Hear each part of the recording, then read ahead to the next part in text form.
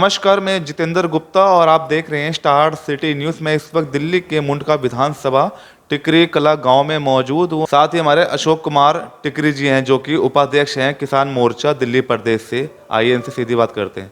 सबसे पहले बहुत बहुत स्वागत है सर आपका। नमस्कार। अच्छा अशोक जी, मेरा आपसे पहला सवाल है, दिल्ली में लगातार जो वायु प्रदूषण का आप जो लगातार स्तर देख रहे हैं सर, इस पे आप क्या टिप्पणी देना चाहते हैं सर? इस पे जिम्मेदार किसको मानते हैं? ये सीधा सीधा दिल्ली सरकार है। किस वजह से आप कह रहे हैं? ये वजह ये तो जो PWD के अंडर ये मेन रोड आते हैं सारे, इस पे ऐसी डस्ट है, ऐसी धूल है, उसको उठाते नहीं, सफाई नहीं कर रहे जी। पहली बात। दूसरी बात, आप फुटपाथ जाके देखिए बीच के रोड का, उस पे कोई भी पेड़ नहीं है, कोई गिर नहीं लगा रखी, कोई भी वहाँ पे पत्थर कुछ नहीं है। इन्होंने दिल्ली का ऐसा बुरा हाल कर दिया, कभी भी नहीं हुआ था। तो सर अभी जैसे मनीष सिसोदिया जी पे भी जो पड़ा था शराब का वो आबकारी नीति को लेकर, इन पे जो संबंध में आया था सर सुप्रीम कोर्ट का, कहीं ना कहीं उन वो भी खारिज हो चुका है और केजरीवाल जी पे आज ईडी जांच हुई है सर, तो इस पे कुछ कहना चाहते हैं? ये सीडी दूध का दूध पानी का पानी हो जाएगा। ये कह रहे थे हम ईमानदार हैं, हम ये कहें गाड़ी नहीं लेंगे, बंगला नहीं लेंगे, अब पता लग जाएगा इनको।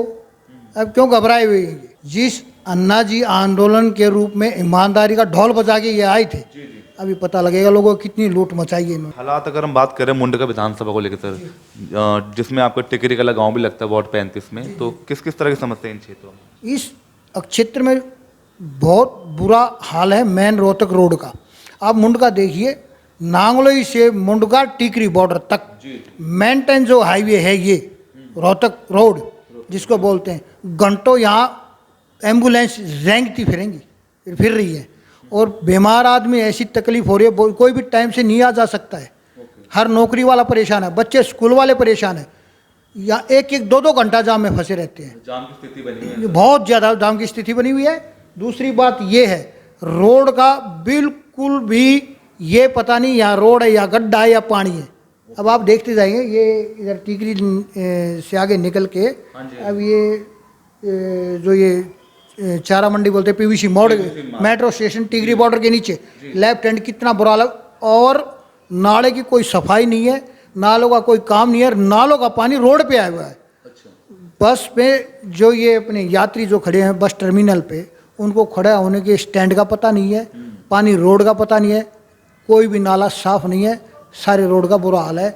और यहाँ इससे PVC मोड़ से आगे तो इनको पता ही नहीं दिल्ली है, कोई सफाई नहीं, कोई व्यवस्था नहीं, कोई लाइट। कितने समय से समस्या बनी हुई है? ये जब से केजरीवाल सरकार आई है यहाँ से, तब से ये समस्या लगातार बनी हुई है। PVC रोड पे कम से कम भी 7 साल पहले इस पे खंबे लगे थे हाई टेंशन के, जो कि आज तक नहीं जली वो लाइट एक बार भी। अच्छा, ग्रामीण क्षेत्रों को लेके जैसे भाजपा से वीरेंद्र सचदेवा जी और हमारे दिल्ली अध्यक्ष हैं विनोद शेरावत जी, कहीं ना कहीं उनके योगदान से 800 करोड़ का जो भी फंड पास हुआ सर ग्रामीण क्षेत्रों को लेके, इसके बारे में आप क्या कहना चाहते हैं? ये जो लड़ाई लड़के हमारे विनोद शेरावत जी दिल्ली प्रदेश जो किसान मोर्चा अध्यक्ष हैं, और हमारे दिल्ली प्रदेश के अध्यक्ष श्री वीरेंद्र सचदेवा जी हैं, ये उनके अथक प्रयासों से, उनकी लड़ाई से रूरल एरिया का जो बजट पास सेंक्शन इन्होंने 800 करोड़ रुपए करवाया है, ये इस वजह से करवाया क्योंकि आम पार्टी के विधायकों ने तो कुछ गांव में करना नहीं। अगर गांव की जो सूद लेनी है तो दिल्ली प्रदेश किसान मोर्चे ने लेनी है, और गांव का विकास उन्होंने करवाना है। अब ये सीधे सीधे LG साहब का धन्यवाद करते हैं हम, और दिल्ली प्रदेश अध्यक्ष जी का करते हैं, और दिल्ली प्रदेश किसान मोर्चा अध्यक्ष विनोद शेरावत जी का भी करते हैं। बार बार उनको धन्यवाद और बधाई है गाँव की तरफ से कि उन्होंने गाँव की सूद ली। अच्छा, शुरुआत हुई किसी तरह के सर? जो आपका फंड अभी रिलीज हो चुका है?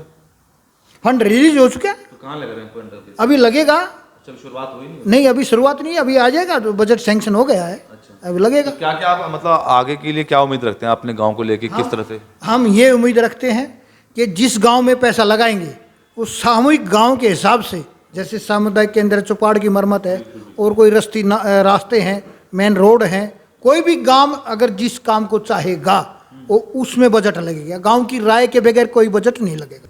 अच्छा, आप सर भाजपा में हैं, जैसे किसान मोर्चा की जिम्मेदारी पे हैं आप उपाध्यक्ष की, तो किसानों के लिए आपने मतलब क्या क्या कदम उठाए हैं, क्या क्या आपने लड़ाई लड़ी है किसानों के लिए?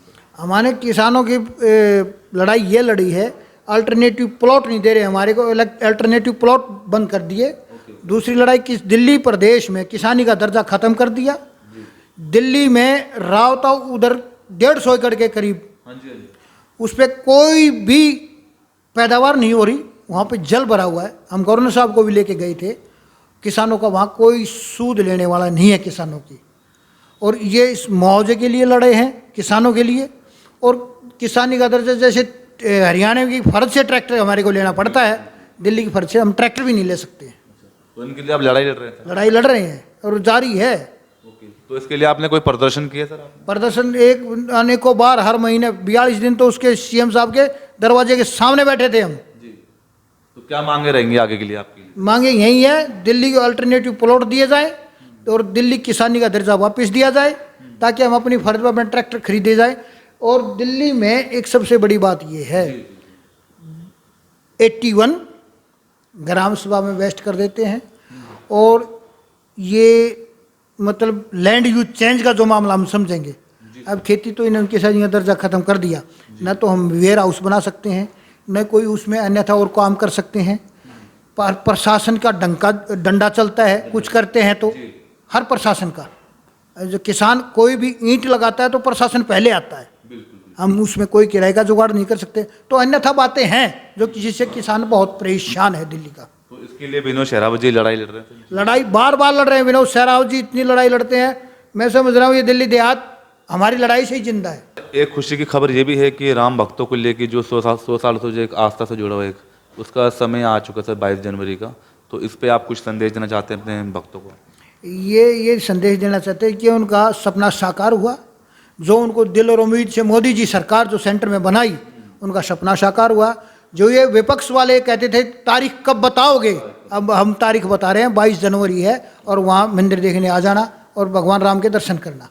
सर आपकी अपनी क्या सेवा है? आप एक समाज सेवक भी हैं और आप टिकरी कला के रहने वाले हैं, तो सेवा किस किस तरह की दे रहे हैं लोगों के बीच में आप?